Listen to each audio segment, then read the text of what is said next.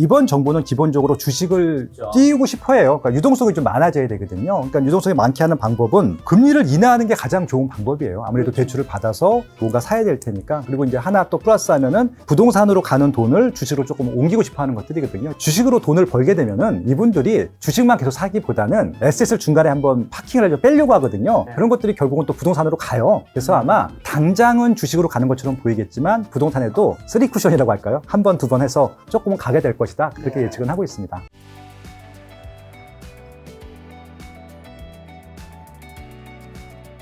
자, 그리고 최근에 급등한 공사비 문제로 정비 사업이 지연되는 사례도 많은데 이런 공급 차질이 향후 서울 아파트 시장에 어떤 좀 영향을 끼칠까요? 그러니까 이게 물리적으로 인플레이션 때문에 부동산 가격은 오를 수밖에 없다는 것들을 이제 보여주는 것. 그렇죠. 자재비, 뭐 특히 인건비, 요즘에 사람이 제일 비싸다. 그리고 인건비를 또 인력을 많이 쓰지도 못해요. 그런 것 때문에. 그러니까 속도가 더 늦어져서 이게 이제 시간과의 싸움인데 시간이 더 늦어지면은 또 원가가 더 올라가는 것들이거든요. 그래서 지금 악순환이 반복일 텐데 지금 말씀하신 대로 저도 그 부분이 제일 걱정이긴 한데 분양가가 서울 같은 경우는 지금 평당 1,000만 원에서 2,000만 원씩 계속 매년 올라가고 있어요. 그래서 아직까지는 서울에 있는 기본 구축들보다 분양가가 그나마 싸서 로또 분양이라고 해서 경쟁률이 높은데 아마 어느 순간 분양가가 많이 올라가게 되면은 경쟁률이 낮아질 거예요. 그러니까 경쟁률이 낮아지게 되면은 나한테 기회가 온다라고 좋아하시는 분들이 있을 텐데 그거는 분양가가 올라가서 경쟁률이 낮아지는 것들이거든요. 시세가 올라간다고 하는 것은 또 아주 좋은 일은 아니기 때문에 양날의 검이다 그렇게 좀 보시면 될 것 같고 만약에 그래서 새 아파트 가격이 올라가게 되면은 구축들 가격도 같이 올라가는 것들이거든요. 그래서 서울은 계속 올라갈 수밖에 없는 구조로 갈 수밖에 없다라고 보시면 될 것 같고 이와 반대로 지방은 지금 미분양이 나거든요. 맞아, 악성 미분양 특히 예. 많답니다. 그러니까 지방은 미분양이 나는 이유가 기존 아파트 시세들이 올라가질 못했어요. 그러다 보니까 신규 아파트가 기존 아파트 입지 좋은 곳보다 입지가 나쁜데 더 비싸게 분양해요. 그럼 당연히 미분양이 나죠. 구축도 시세가 빠지고 있고 미분양도 나고 좀 악순환이 좀 이렇게 정체가 되어 있는 것이죠. 자, 그럼 이 공급 관련해서 서울 같은 경우 내년이랑 특히 27년 양쪽 해가 다 부족해서 공급이 집값이 오른다고 하는데 어떻게 보시는지. 근데 또 다른 분은 이제 상승 얘기하시는 분인 것 같아요. 상승 얘기하시는 분들은 내년 그 또 해에 없어서 사람들의 심리가 이제 위축될 거다. 아니, 사람들의 심리가 이제 급해지면서 집값 올까 얘기하시는 분도 있고 또 다른 측에서는 이재명 정부에서 어쨌든 공급 대책을 펼치면 4년 뒤에 만들어진 거긴 하지만 사람들이 봤을 때 현실적으로 느껴지고 구체화가 된다고 생각하면 사람들이 기다릴 거고 분양하면 되니까 잡을 수 있을 것이다 한 분이 있고. 저는 솔직히 그럼 예측이 안 돼요. 저도 잘 모르겠는데 근데 단순하게 하나씩 좀 매칭을 해보면 될 것 같아요. 일단은 공급이 적다라고 하는 분들의 주장은 예년보다 적긴 해요. 적다. 예를 들어서 보통 서울 같은 경우는 한 4만 세대 정도씩 공급이 됐었거든요. 근데 올해 2만이고 내년에 만이에요. 그리고 이제 중요한 건 뭐냐면 아까 말씀하신 대로 공사비 인상 문제 등등으로 인해서 공사 시기가 딜레이 되고 있고 자꾸 중단이 돼요. 그러니까 조합들이 시공사에서 공사비 올린다 그러면은 이제 서로 또 데모하고 싸우다 보면 또 공사가 중단되기도 하고 대부분 지금 공사가 중단되는 현장 뭐 최근에 뭐 분양했던 메디알레라든지 그 유명한 올림픽파크 포레온도 중단 한 8개월씩 됐었거든요. 계속 이게 반복되면은 올해 입주할 것도 내년에 입주하고요. 내년에 입주할 것도 후년에 입주하고 후년에 입주할 것이 또 3년 후로도 밀리거든요. 그러니까 계속 이 공급 문제는 더 심화가 될 것 같아요. 그래서 돈이 없는 입장에서 신도시를 또 빨리 할 수 있는 것도 아니고 정비 사업은 또 여러 가지 내부적인 문제로 시공사와 조합과의 싸움 때문에 또 밀리기도 하고 그래서 공급 쪽은 시장이 안 좋을 것 같아요. 2, 3년 동안. 그게 좀 오히려 걱정이 되고 절대적으로 이제 양이 적은 것도 사실이긴 한데 더 안 될 것 같아서 그게 문제이긴 한데 문제는 그렇다 하더라도 이게 뭐 공급이 적어서 가격이 무조건 올라가지는 않아요. 수요가 많고 공급이 적어야 올라가는 것들인데 그렇죠. 사람들이 비싸면 안 사거든요. 그냥 현재 집에 살아요. 대부분 그렇습니다. 근데 이제 지금 아직까지 집을 살려고 하는 사람들이 많다라고 하는 것은 뭔가 조금 더 올라갈 여지가 보였기 때문에 그렇다고 생각하고 있거든요. 맞죠. 그래서 이건 그때 가서 사람들 심리가 어떻게 바뀔지 봐야 될 것 같고요. 그래서 이제 지금 대안이 뭐냐면은 서울이 지금 많이 올랐거든요. 경기도, 인천은 거의 안 올랐어요. 그러니까 뭐 경기도에서 과천 정도 빼면은 많이 오른 적들이 없거든요. 그래서 아마 경기도하고 인천 쪽으로 수요가 서울 아파트 가격이 많이 올랐기 때문에 그리고 거래될 물건들도 없다 보니까 경기도나 인천이 좀 거래가 될 것 같고 거기가 조금 뭐 아까 처음에 말씀하셨던 풍선 효과 아니면은 수요가 좀 이전되는 거 그런 것들은 아마 내년하고 후년 2년 동안은 지켜볼 현상들일 것 같고요. 정부에서는 아무리 빨리 뭐 공급을 한다 하더라도 신도시도 그렇고 정비사업도 그렇고 말씀하신 대로 4년 동안 공급할 수 있는 방법은 없거든요. 근데 이제 아마 이런 걸 쓸 거예요. 사전 청약. 그러면 일단 청약을 받아놓으면은 딴 거 신경 많으니까. 그러니까. 예, 그래서 이제 사전청약을 원래 이 민주당 정부는 별로 안 좋아했는데, 근데 지금 또 쓸 수밖에 없을 것 같아요. 수요를 묶어두기 때문에. 그래서 이제 신도시를 하려고 하는 이유 중에 하나는 정비사업은 사전청약을 못 해요. 어차피 선분양이나 후분양만 해야 되거든요. 근데 신도시는 사전청약을 할 수 있기 때문에 그것들을 이제 빨리 지정을 해서 사전청약하는 방법으로 수요를 묶어두려고 하는 시도들은 있겠죠. 그래서 그것들이 효과를 먹히면은 조금 잠잠해지는 것들이고, 아니면은 그냥 뭐 정상적으로 비싼 지역들, 수요가 많은 지역들은 올라갈 수밖에 없을 것 같고, 제가 기대하고 있는 것은 이제 경기도, 인천 쪽으로 좀 수요가 분산되는 거, 그것만 좀 기대를 하고 있습니다. 경기도에서는, 서울에서는 어쨌든 뭐 일반적으로는 강남 3구, 강남구, 서초구, 송파구, 그다음에 마용서 뭐 이렇게 집값이 제일 비싼 동네를 부르잖아요. 경기도에서는 과천, 분당, 판교인가요? 어떻게 돼요? 제가 이제 경기도 부동산의 힘이라는 책에 썼었던 이제 용어가 있는데, 경기도 F4가 있어요. F4. 예, 과천이 1등이고요. 같이 1등이에요? 예, 또 성남이 2등이고, 하남, 광명이 공동 3등. 요거는 지금 10년 동안 한 번도 수지가 바뀐 적이 없고, 요 4개 지역이 늘 비쌌습니다. 그 성남시에는 3개 구가 있는데, 분당구가 있고, 수정구가 있고, 중원구가 있어요. 판교는 이제 분당구의 3개 동, 분당에 포함된 지역이라고 보시면 될 것 같고, 말씀하신 대로 제일 좋아요. 분당. 근데 요즘은 판교는 이제 새 아파트가 없어요. 거기도 10년이 넘었기 때문에 판교가 전반적으로 비싸긴 하는데, 최근에 비싼 게 뭐냐면은 분당구, 구 분당에 정비 사업할 것들, 리모델링, 재건축할 것들이 더 비싸요. 그래서 아마 한동안 분당구가 이제 그 과천을 또 따라갈 겁니다. 과천은 작년 2014년도에 1년 내내 통틀어서 전국에 서울 포함해서 226개 시군구가 있는데 압도적으로 1등 했었어요. 지금은 이제 올해는 강남구가 1등을 했는데, 과천은 이제 작년에 많이 올랐고, 두 번째 많이 오르고 있는 지역이 성남시 분당구가 지금 많이 오르고 있고, 분당구가 오르면은 아마 이제 수정구하고 중원구도 지금 오를 거고, 그 외에 이제 광명하고 하남도 따라 올라갈 것 같습니다. 뭐 그 이후에 이제 뭐 안양 그 평촌이라고 하는 데 있잖아요. 마냥 그 동안구라는 데가 있고, 그리고 이제 수원 영통, 뭐 그렇게 동탄, 북쪽으로는 고양시, 남양주, 구리 뭐 이런 지역들이 이제 따라 올라가겠죠. 그래서 요 지역들 아마 관심 있게 보시면 될 것 어떻게 같아요. 보면 우리가 사실은 그 시의 구까지는 알아도 동까지는 잘 모르는 경우가 훨씬 많은데, 그 지역을 살아야 알죠. 동을 우리가 알 정도라면 다른 구에 그 동이 그 구만큼 구에서도 굉장히 상징적으로 비싼. 그렇죠. 판교는 정말 전 국민이 다 알고요. 외국 분들도 알아요. 저 어디서 그걸 느꼈냐면, 압구정동이 어쨌든 우리나라 제일 비싼 데잖아요. 구가 어딘지 헷갈리고 모르겠더라고요. 항상 그냥 압구정동이 압구정동으로 불리니까. 강남구도 싫어할 거예요. 우리는 그냥 압구정이야, 이런 거잖아요. 오죽했으면 그 압구정 그 2구역에 이름을요, 압구정 현대로 짓겠대요.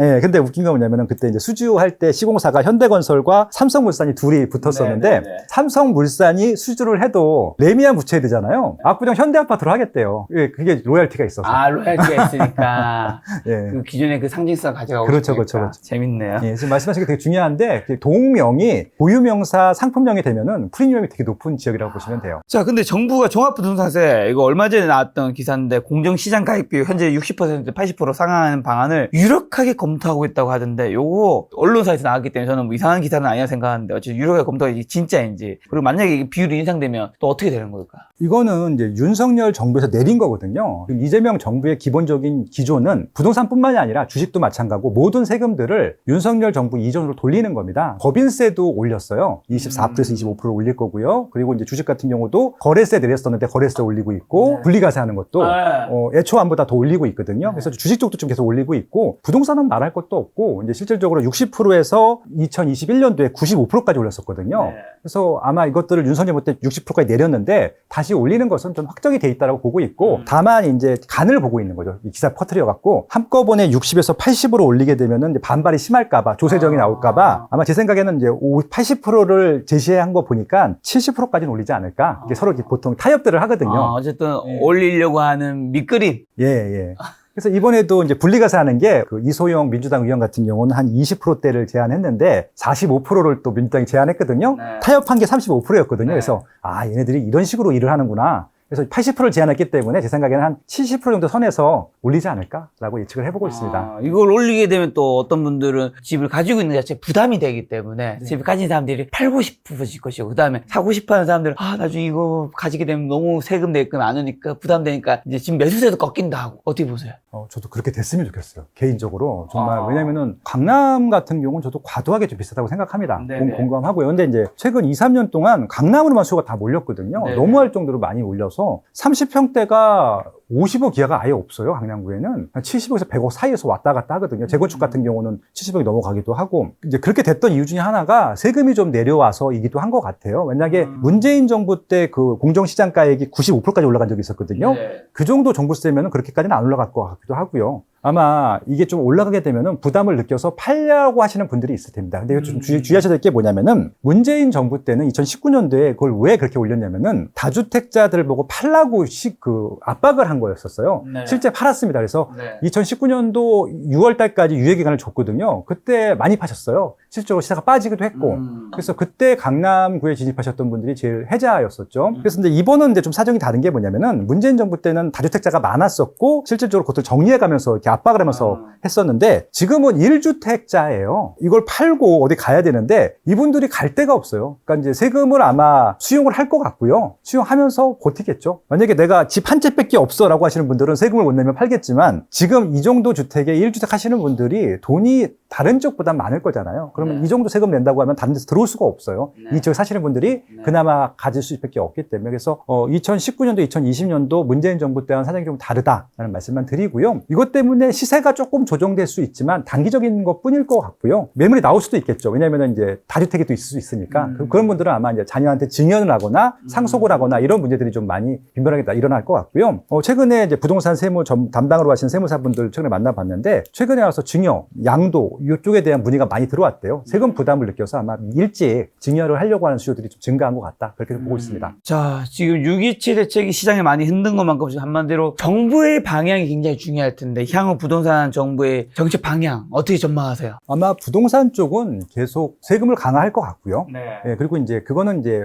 기조니까 뭐 세금으로 규제하지 않겠다라고 하는데 공정시장 가액을 올리는 것은 세법을 바꾼 건 아니거든요. 그래서 아마 이거는 세법을 바꾸지 않고 할 것이기 때문에 이런 식으로 아마 할 것 같고 양도세 중과도 시행령으로 좀 막아놨는데 시행령만 해소하게 되면 세법 바꾸지 않고 진행될 수 있는 것들이거든요. 그런 식으로 아마 계속 세금을 올릴 수밖에 없을 것 같고 다만 다주택을 일방적으로 규제하던 것들은 바뀔 것 같아요. 그래서 이제 금액으로 좀 세금을 중과를 할 수 있는 쪽으로 좀 유도할 것 같고요. 하지만 이제 이것들은 이제 실질적으로 가격을 낮추기보다는 부동산 시장이 좀 안정될 때까지 안정된다고 하는 것은 공급이 좀 많아질 때까지 뭐 최소 기간 아까 4년 이상 걸린다고 말씀하셨는데 그때까지인 것 같아요. 그래서 아마 두 가지 공급을 좀 빨리 속도화하면서 세금을 조금씩 올리는 것들을 병행할 것으로 예상되기 때문에 혹시라도 뭐 세제를 윤석열 정부 때처럼 완화 기조로 간다거나 이런 거 기대하시지 마시고요. 저는 세금은 더 강화될 거고 다만 옛날처럼 말도 안 되는 다주택이기만 한 걸로 그러니까 예를 들어서 지방의 열채가 서울의 뭐 한 채보다 더 비싼 그러니까 세금이 더 비싼 이런 식의 기조는 안 될 것 같고요.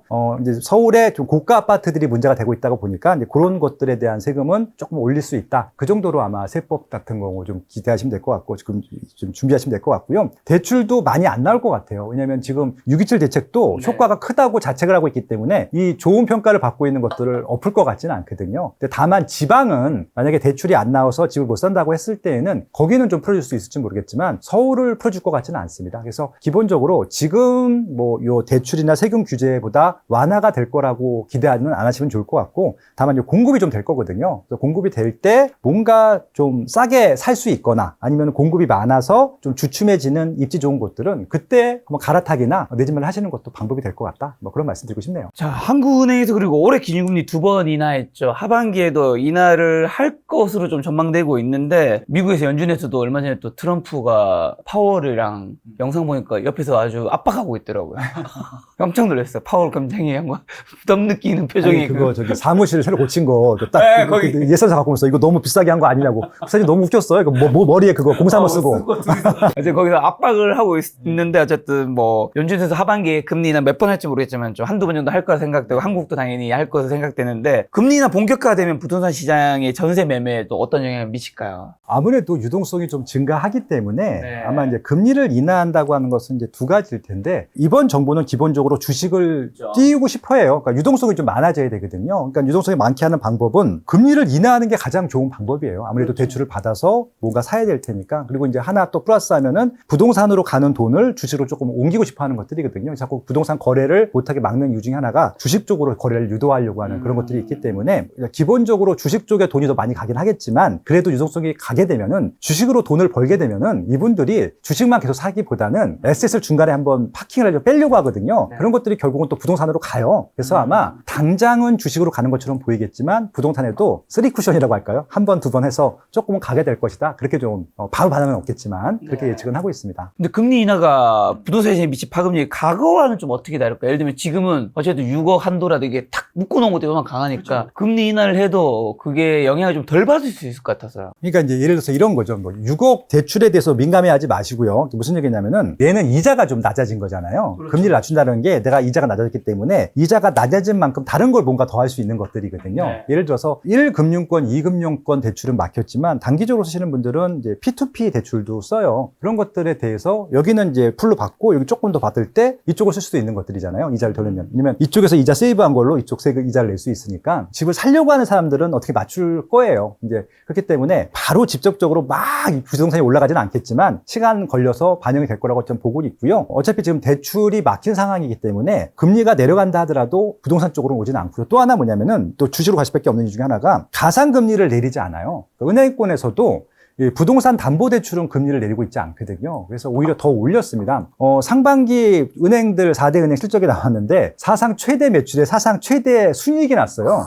주담대에서 나왔습니다. 주담대. 왜냐하면 금리를 올렸거든요. 왜냐면 기준금리를 한국에서 내려줬는데 가상금리가 올라가다 보니까 순이익이 더 생긴 거예요. 정부에서 합법적으로 지금 이렇게 어떻게 보면은 그 이자놀이, 그러니까 이재명 대통령 말에 의하면 이자놀이를 하고 있는 것들인데 유일하게 다른 쪽 반약, 뭐 기업체에 대출을 해주거나 주식 쪽 대출은 그렇게 안 하는데 네. 부동산 대출은 이자놀이를 해도 뭐라고 안 하거든요. 그래서 아마 이 기재가 하반기 때 될 것이기 때문에 부동산 쪽에 직접적으로 가는 것들은 많지는 않을 것 같다 보고 있습니다. 네. 그럼 지금 거래량이라든가 호가, 실거래가라든가 뭐 다양한 부동산 관련 지표 중에서 가장 주목해야 될 지표나 신호는 좀 뭘까요? 실거주 수요가 많이 증가하는 곳들이 제일 중요하기 때문에 전 전세가를 보고 있고요. 매매가는 너무 많이 오른 지역들은 이제 어쩔 수 없기 때문에 그것들은 올라갔다 내려갔다를 반복할 것 같고 상품에 따라 다를 겁니다. 거래량도 많지 않고. 근데 우리가 명확하게 볼 수 있는 건 전세가입니다. 비싼 지역이든 싼 지역이든 시세가 꾸준히 올라가는 지역들은 전세가가 올라가는 지역들이거든요. 만약에 그러니까 단기적인 입주 물량 때문이 아니라 뭔가 정상적인 이제 입장이 끝나고 정상적인 시장이 됐을 때도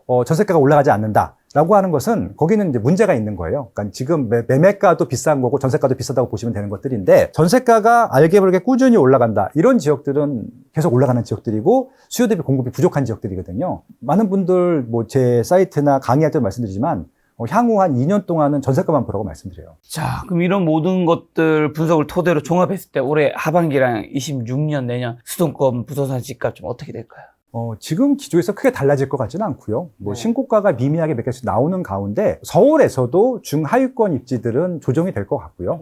예, 왜냐면은 거기도 탈출을 하고 싶어 하는데 안 팔리는 것들이거든요. 그리고 이제 서울 같은 지역들도 경기도 상급지한테 지거든요, 경쟁력에서. 오히려 경기도 중상급지가 더 인기가 많을 것 같고 또 새 아파트라고 하면은 그래서 이렇게 좀 서울과 경기도에서는 좋은 입지 쪽으로 몰리는 수요들, 미미한 신고가가 계속 지속될 것 같고 지방은 아마 광역시들의 최근에 공급이 없었어요. 그래서 입지가 좋은 데들은 시세가 다시 오르기 시작했거든요. 그래서 지방도 입지가 센 지역들은 미미하지만 상승이 나올 것 같고 그 외 지역들은 다 조정입니다. 시세가 빠질 겁니다. 왜냐면은 그걸 팔아야 이사를 가는데 팔 수 있는 방법이 없다 보니까 가격을 낮출 수밖에 없거든요. 그래서 동시다발적으로 신고가와 조정이 되는 지역들이 다 전국적으로 공존할 거다. 지금처럼 양극화가 여전히 심화된다라는 얘기네요. 그렇죠. 1주택만 해야 되기 때문에 지방이든 서울이든 1주택만 해야 되기 때문에 팔아야 사거든요. 그래서 빨리 팔아야 되는 지역들은 빠질 거고 사야 되는 지역들은 올라갈 거고 그렇게 이해하시면 될 것 같습니다. 근데 그걸 가지고 또 요즘에 뭐 강남 서초구에서 20년 이상 장기 보유 주택을 하시는 분들이 매도하는 고령층이 늘어나고 있다고 하던데 이게 사실인지나 사실이랑 그 원인이랑 고령층의 주택 매도가 부동산 시장에 좀 영향을 미칠 수 있지 않을까. 이게 어떻게 보면 위기 얘기하신 분들이 얘기하는 것 같긴 한데. 강남은 위기가 아니고 만약 강남 외 지역에서는 그렇게 되면 위기가 맞겠죠. 이제 두 가지일 텐데 일단 강남에 평생 사셨던 분들이 있어요. 뭐 대표적인 압구정은 아니고 압구정은 원래 태생부터 부자들이 들어가셨으니까 반포주공 1단지를 한번 예를 들어볼게요.